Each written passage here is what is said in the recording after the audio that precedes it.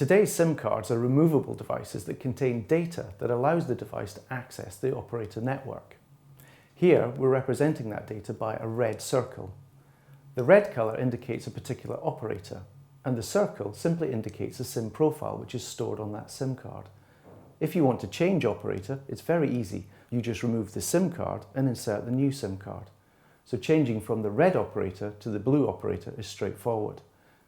But you cannot change the data on these SIM cards. To change operator, you have to physically change the SIM card itself.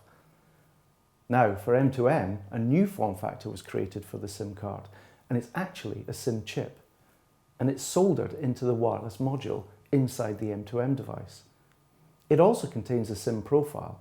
So here we have the same data from the red operator, but it's not possible to change that operator once the device has been launched into the market. So how is it possible to change operator during the lifetime of the M2M device if we cannot physically change the SIM chip? What we need is a new technology, and that new technology is remote SIM provisioning for M2M, or as we call it, the GSMA Embedded SIM Specification. So here is the SIM chip again. You can see that it has space for a SIM profile, and at the moment it's currently empty. But actually, during manufacture, we store what we call a bootstrap profile into that chip. The bootstrap profile is just like any other profile, but it allows that first connection to the network when the M2M device is first switched on.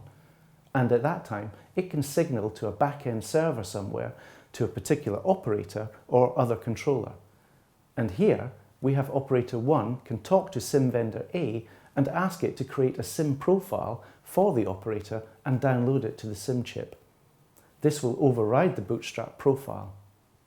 And now the SIM chip can connect to the red operator at any time.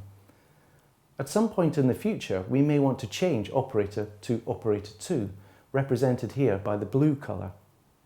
Here, operator 2 can contact its SIM vendor, and it doesn't have to be the same SIM vendor as operator 1, and have that SIM vendor create a profile for the SIM chip, in this case a blue circle, and then download the profile to the chip, replacing what was already there.